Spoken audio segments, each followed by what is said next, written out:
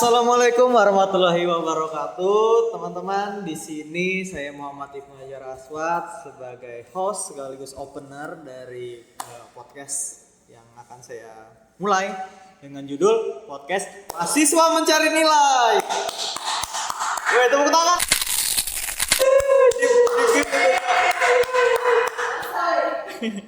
Oke, kali ini podcastnya itu saya sebagai Muhammad Ibnu dengan NIM 2165 21069. Di sini saya akan menghadirkan dua teman saya yang akan ikut berpartisipasi dalam podcast ini.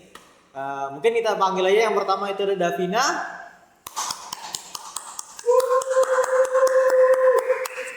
Halo Davina, apa kabar? Oke, baik ya kabarnya ya.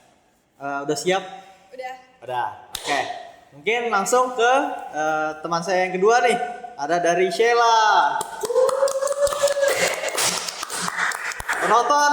Halo guys. Halo Mbak, selamat bergabung di podcast kita. Gimana kabarnya hari ini Sheila? Puji Tuhan baik. Oke, baik ya. Baik semua teman-teman, walaupun agak stres sedikit ya. Terima kasih Pak Prabdopo, Dokter Prabdopo, Bapak sudah membimbing kami di dalam mata kuliah ekonomi manajerial ya teman-teman ya. Iya. Oke, dengan tugasnya yang lumayan bagus Bapak, terima kasih. Terima kasih banyak. Oke, karena sudah menghadirkan, sudah berkenalan. Nim, perlu dikenalan Nim? Oh iya boleh. Oke. Perkenalkan nama saya Davina Rizka Malia dengan NIM 2165 21068. Dan saya Sheila Biring Taufik Sangka dengan NIM 2165 21058. Oke, sudah perkenalan, sudah disebutkan NIM-nya juga. Mungkin kelasnya sudah lah 4C ya teman-teman ya. Mungkin perkenalan sudah, langsung ke materinya aja ya. Materi podcast kita kali ini dimulai dari Davina. Iya. Pembahasan podcast kali ini kita membawakan pembahasan tentang ekonomi manajerial. Seperti yang saya sebutkan tadi ya, jurnal apa sih yang dipilih dalam ekonomi manajerial ini? Materi yang aku ambil dari Ekonomi ekonomi manajerial. manajerial ini itu adalah struktur pasar. Oke, struktur pasar ya teman-teman. Nah, kalau di struktur pasar ini pasti udah dapat jurnalnya juga kan? Ini ya jurnalnya ya teman-teman ya. Studi kasus apa sih yang ada dalam jurnal ini nih yang bisa kita bahas di podcast? Judul yang aku ambil di sini itu adalah analisis pasar sempurna dan tidak sempurna oleh PT PLN Medan dan Jambi pada tahun 1991. Oke, udah dapat nih studi kasusnya, udah dapat juga jurnalnya. Mungkin tanpa basa-basi ya, langsung aja deh ke pembahasannya. Struktur pasar. Apa sih itu struktur pasar, Davina? Struktur pasar adalah cara di mana harga dan output dipengaruhi oleh persaingan antara penjual di pasar. Struktur pasar digambarkan oleh jenis dan jumlah peserta pasar, ukuran perusahaan, sifat produk, tingkat hindaran masuk, dan tingkat kontrol atas harga yang dilakukan oleh perusahaan. Ada beberapa jenis struktur pasar seperti persaingan sempurna, oligopoli, monopolistis, dan monopoli. Setiap jenis struktur pasar memiliki karakteristik yang unik dan berbeda, yang mempengaruhi perilaku perusahaan dan harga serta output pasar. Oke, bisa kita simpulin ya teman-teman, di mana harga dan output itu dipengaruhi oleh persaingan nih antara penjual di pasar tersebut. Nah, jenis dan jumlah peserta pasar, ukuran perusahaan, sifat produknya sendiri, tingkat hindaran masuk, dan tingkat kontrol atas harga adalah faktor-faktor ternyata yang mempengaruhi struktur pasar tersebut. Seperti itu. Oke. Kalau dari pengertian struktur pasar yang kita udah dapet nih, terus kita lanjut. Kalau aku nih misalkan yang sebagai orang awam, apa sih fungsi atau kegunaan sendiri dari pasar gitu?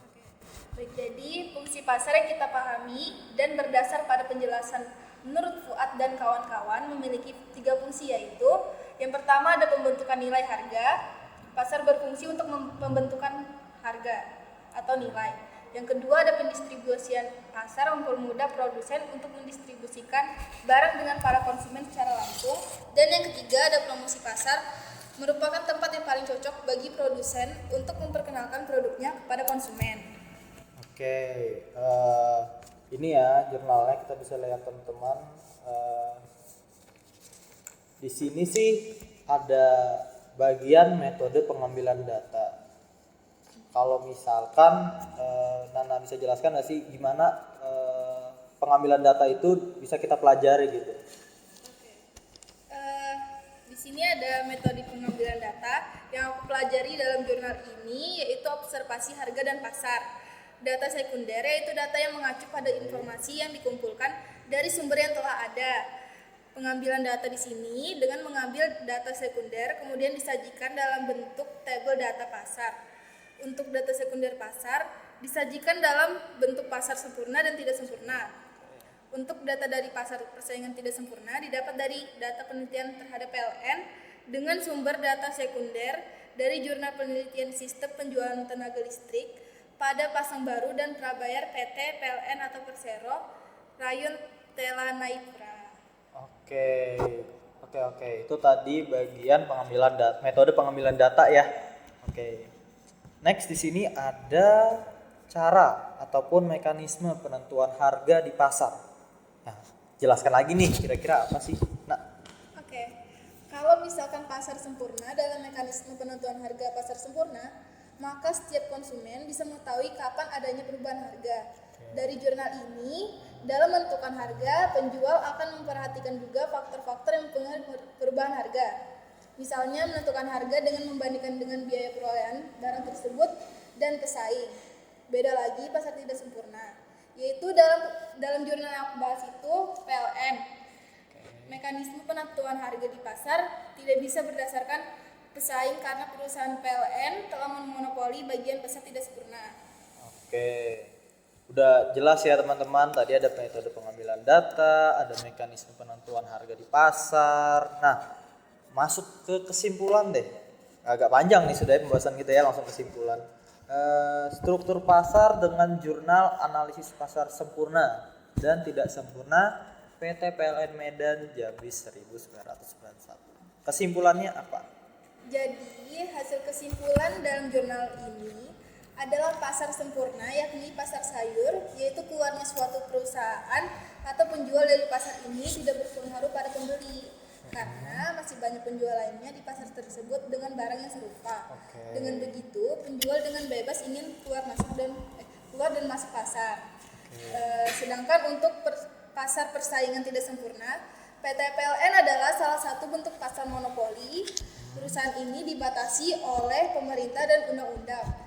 Dari segi teknologi yang digunakan oleh perusahaan tersebut dalam menghasilkan listrik sangatlah canggih, sehingga sulit untuk ditiru. Dari segi modal juga perlu modal yang sangat besar. Oke, tadi ya perbedaannya sudah ada dua tuh teman-teman. Ada penjelasan simpulannya tuh. Mungkin dari Davina udah cukup jelas ya dari awal sampai akhir dari jurnalnya tadi ya. Sekarang kita masuk ke punya Sheila. Oke, sekarang pembahasannya apa nih Sheila kalau dari jurnal kamu?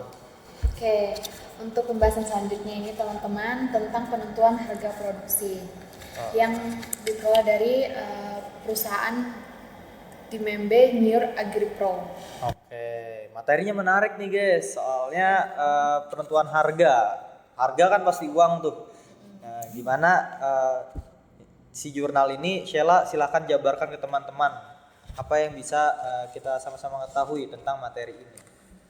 Oke guys, sebelumnya kita udah sama-sama tahu nih kan ya cakupan luas bagaimana struktur pasar itu.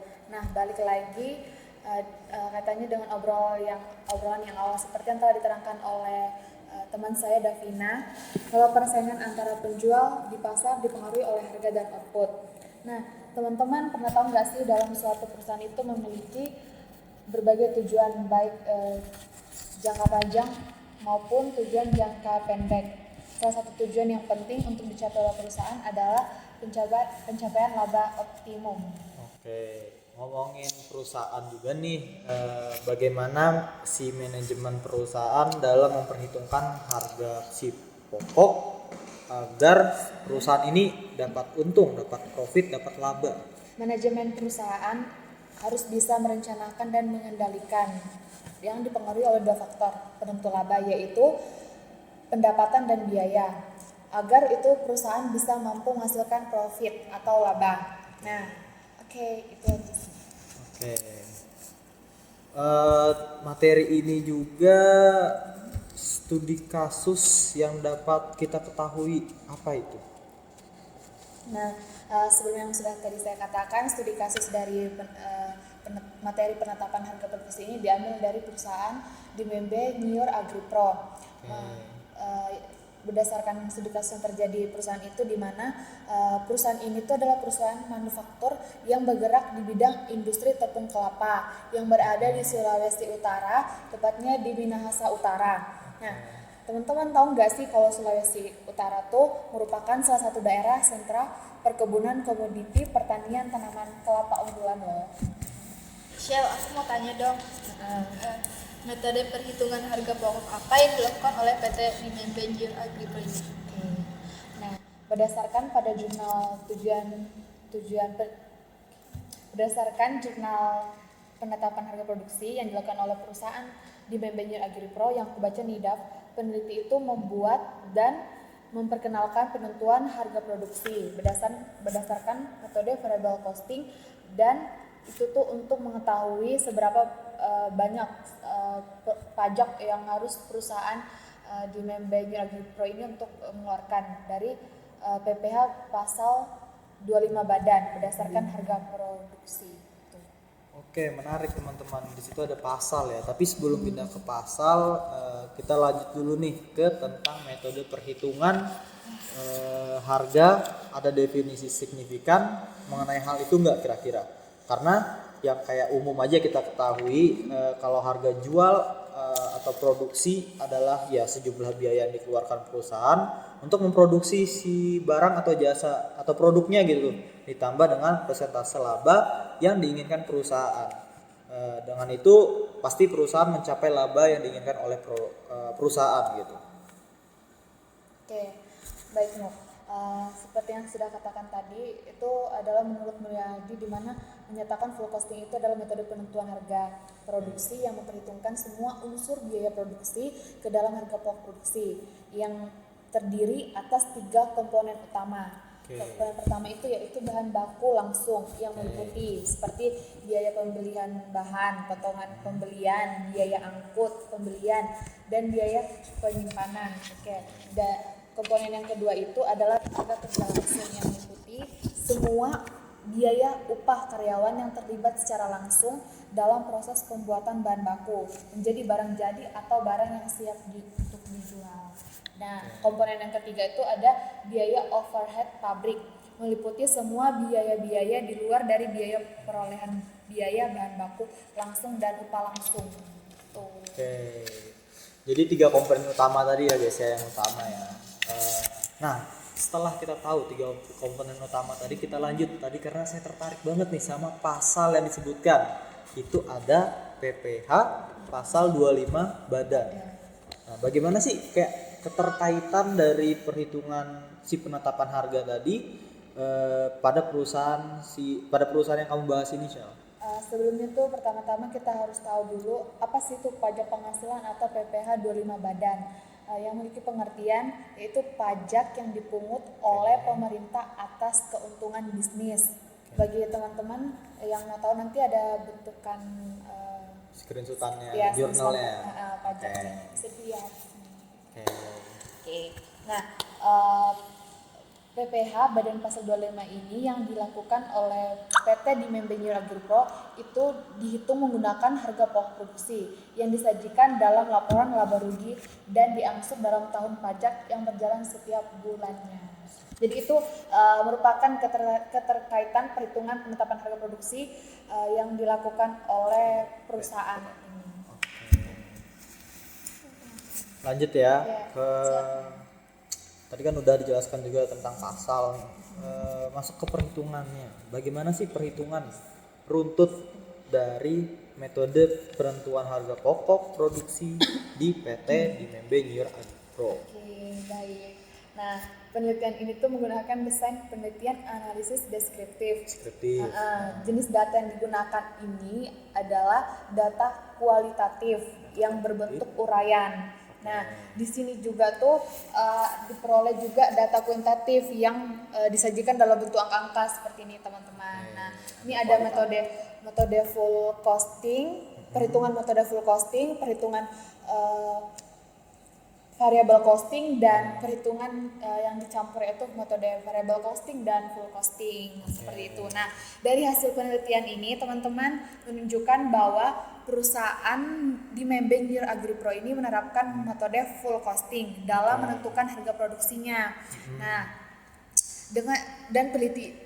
perlu diketahui juga peneliti ini juga tuh mencoba menggunakan perhitungan metode variable costing dan diperoleh harga produksi yang lebih rendah dibandingkan metode full costing, yaitu sebesar 21 miliar 6600 juta 362 rupiah 600 perak. Dan dengan menggunakan variable costing itu diperoleh sebesar 21 miliar 620 juta 268 600 perak. Nah, jadi pajak yang harus dibayarkan perusahaan dari PPh pasal 25 badan ini yaitu yang setiap bulannya sebesar 29.587.288 perak. Oke. Nah, sudah banyak banget yang kita membahas bersama mengenai penentuan harga produksi pada perusahaan di Maybank Year AgriPro. Nah, dari Ibnu sendiri ini ada nggak tanggapan kesimpulan gitu yang didapatkan dari saya men-sharing materi ini? Oke, dari saya sendiri itu yang saya paham itu si peneliti ini mencoba menggunakan metode tadi perhitungan full costing sama variable costing.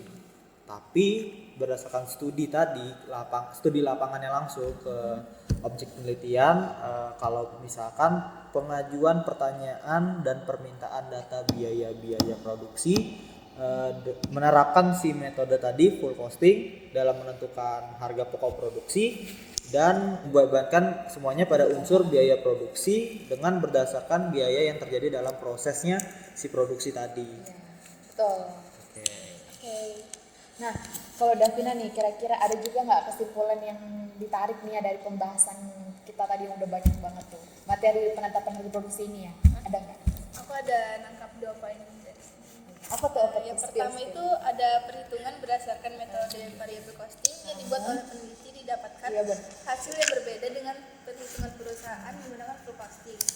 Perbedaan utama antara metode perhitungan full costing yang digunakan dengan metode variable costing terletak pada perlakuan biaya overhead pabrik. Yang kedua di sini tuh ada PPh badan pasal 25. Erat kaitannya dengan penerimaan bruto dan biaya-biaya yang berhubungan dengan kegiatan usaha perusahaan. Semakin besar penerimaan bruto yang diperoleh setiap tahun, diikuti oleh semakin kecilnya biaya-biaya berkaitan dengan kegiatan usaha. Maka semakin besar jumlah PPh terhutang yang harus dibayar oleh perusahaan. Wah, tepat sekali. Kesimpulan yang bagus ya dari kita berdua ya. Oke. Good. Oke, kalau misalkan penjabaran dari jurnalnya udah selesai berarti Syala. Oke, karena ini dari podcast mahasiswa mengajar nilai. Karena dosen pembimbing kami yaitu Dr. Prabdopo itu kan sering selalu menanyakan pertanyaan, misalkan dari penggunaan ini tuh digunakan untuk gini tuh gimana. Kita coba menerapkan di sini ya teman-teman. Tadi kan ada dari struktur pasar dan penetapan harga produksi. Misalkan saya sebagai manajer yang baru mengetahui tentang 2 materi ini, gimana sih cara keputusan yang saya ambil sebagai manajer ketika mengetahui ketika mengetahui materi yang telah saya dapat hari ini gitu. Pertama dari struktur pasar sendiri, adanya pasar terbuka, karena kita sebagai manajer kita harus mengetahui dulu ternyata permintaan dan penawaran yang ada di pasar tersebut. Kalau misalkan saya sendiri yang udah jualan nasi kucing itu memang harus mencari yang murah-murah gitu, yang terjangkau bagi pasar mahasiswa gitu, yang murah-murah 3.000 5.000 gitu. Nah, kalau misalkan dari si Sheila tadi itu penetapan harga produksi. Iya, betul. Itu dia lebih menekankan kalau misalkan manajer itu sebagai perhitungan modal. Iya, Perhitungan modal ya. Perhitungan modal bagi seorang manajer harus dihitungkan tuh untuk produk tersebut. Kita misalkan tadi kan di perusahaan itu terlalu gede teman-teman. Kita misalkan aja saya lagi nih misalkan sebagai penjual nasi kucing. Itu tuh harus selain tadi permintaan dan penawaran, kita harus searching dulu ternyata di bagian penjual mana yang ternyata lebih murah dan lebih bagus bahan-bahannya. Searching dulu, kemudian cara memasaknya juga kita searching sehingga modal yang dikeluarkan itu bisa seirit mungkin, ya bisa ditekan oleh biaya produksinya sendiri. Mungkin contoh yang simpelnya seperti itu ya yang bisa kita ya pikirkan secara bersama gitu. Oke. Mungkin udah ya kali ya obrolan kita hari ini ya. Sudah. Oke. Udah banyak banget nih. Banyak banget. Semoga ya materi yang kita udah bahas bersama-sama ini bermanfaat dan udah pastinya menambah pengetahuan teman-teman yang nonton. Ya betul. Oke, kita tutup aja ya langsung ya. Teman-teman jangan lupa juga buat nanti kita masukin YouTube nih, jangan lupa di subscribe, di like, di komen, and share ya. Oke. Nanti mungkin stay tune aja deh di channel ini aja lah, nggak tahu channel apa ini, pokoknya nanti kita uploadnya ada lah ya. Ya pokoknya di itu mungkin kalau ketemu Pak Dr. Prabdoko di semester depan kita akan membuat podcast lagi. Terima kasih Bapak Prabdoko, semoga kita mendapatkan nilai A ya. Amin. Oke, sekian dari kami. Terima kasih ya penonton telah mendengarkan sampai akhir. Kita tutup. Wassalamualaikum warahmatullahi wabarakatuh. Selamat siang, selamat sore, selamat malam. Bye bye.